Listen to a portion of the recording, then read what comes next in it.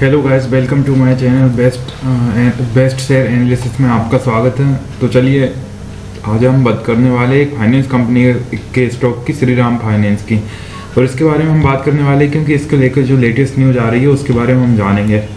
पहले देखते हैं, हम शेयर की एनालिसिस करते हैं। तो गाइस, स्टॉक का नाम है श्रीराम फाइनेंस और ये NSE पे ट्रेड कर रहा है 1023 रुपये 20 पैसे के साथ, जिसमें आज 92.55 पैसे की बढ़त जो कि 9.94% एक दिन का होता है, और BSE पे ट्रेड कर रहा है 1023.55 पैसे के साथ जो कि 93.00 रुपये की बढ़त, 9.99% की बढ़त है। 1 वीक में अगर हम देखें तो 109 रुपये की बढ़त, 1 मंथ में हम देखें तो 67 रुपये की बढ़त, 3 मंथ में अगर बात करें तो 23 रुपये की बढ़त, 6 मंथ में अगर बात करें तो 363 रुपये की बढ़त, और 1 ईयर में अगर हम बात करें तो 401 रुपये की बढ़त है जो कि 64.37% का रिटर्न है। काफ़ी अच्छा रिटर्न इस कंपनी ने एक साल में बना के दिया है। ओवरव्यू की हम बात करेंगे तो आज का जो लो लगाया है वो 975 के आसपास का है, हाई लगाया है 1035 के आसपास का है, और 52 वीक लो जो लगाया हुआ है वो 566.50 और 52 वीक हाई जो लगाया है वो 1108 है।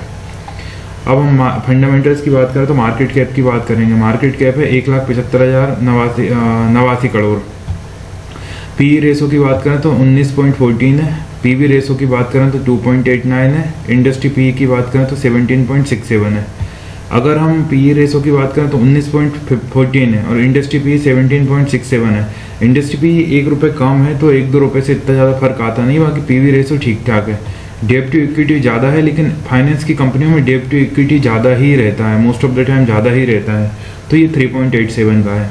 ROE की बात करें तो रिटर्न ऑन इक्विटी 14.45% है जो कि रिटर्न ऑन इक्विटी शानदार है।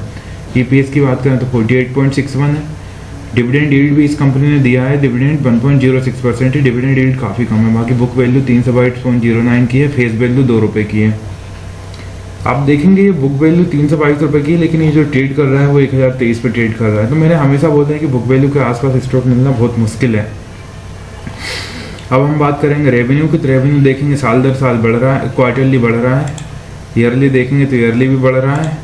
अगर प्रॉफिट की अगर हम बात करें तो प्रॉफिट स्टेबल सा ही है, ईयरली हम देखेंगे तो ईयरली इंक्रीज हो रहा है। नेटवर्थ साल दर साल बढ़ रही है जो कि एक पॉजिटिव साइन है कंपनी के लिए। अगर हम बात करेंगे इसके शेयर होल्डिंग पैटर्न्स की, तो शेयर होल्डिंग पैटर्न्स में आप देखेंगे FIIs की होल्डिंग सबसे ज़्यादा है 47.22%, प्रोमोटर्स की 25.38%, म्यूचुअल फंड्स की 14.39%, अदर डोमेस्टिक इंस्टीट्यूशंस की 6.91%, रिटेल की 6.10%। तो आप देखेंगे फॉरेन इंस्टीट्यूशंस ने अच्छा खासा इन्वेस्ट करके रखा है। बाकी प्रोमोटर्स के पास भी बढ़िया होल्डिंग्स है, म्यूचुअल फंड्स के पास है, अदर डोमेस्टिक इंस्टीट्यूशंस के पास है, रिटेल के पास ही थोड़ा सा होल्डिंग कम है, और रिटेल के पास जितनी ज़्यादा होल्डिंग कम रहती है ना, मेरा मानना है वो कंपनी ज़्यादा बेस्ट रहती है। बस उसके पास FIIs और प्रोमोटर्स के पास होल्डिंग बढ़िया होनी चाहिए। तो आप इस स्टॉक को चाहें तो अपने वॉच लिस्ट में शामिल कर सकते हैं। बाकी मैं कोई सेबी रजिस्टर्ड एनालिस्ट बिल्कुल नहीं हूँ, तो किसी भी फाइनेंशियल इंस्ट्रूमेंट में इन्वेस्ट करने से पहले अपने फाइनेंशियल एडवाइजर की सलाह जरूर लें। अब बात करते हैं टेक्निकल्स की, तो टेक्निकल्स में 13 में से 1 न्यूट्रल दिखा रहा है, 12 बुलिश दिखा रहा है, बेयर से 1 भी नहीं है। इवेंट की बात करें तो डिविडेंड देती है कंपनी, ये डिविडेंड दिया 31 अक्टूबर को अनाउंस, 7 नवंबर को एक्स डेट, यहाँ 25 अप्रैल को अनाउंस, 11 जुलाई को एक्स डेट। तो डिविडेंड भी बढ़िया देती है। वहाँ की न्यूज़ की अगर हम बात करें तो जो न्यूज़ इस कंपनी को लेकर आ रही है वो हम देखेंगे क्योंकि वो शानदार न्यूज़ है। MUFG acquires 20% stake in Shriram finance for ₹39,618 crore, making India's largest cross-border financial deal. Shriram Finance aims to scale operation post-investment, focusing on undeserved markets and adopting global risk practices.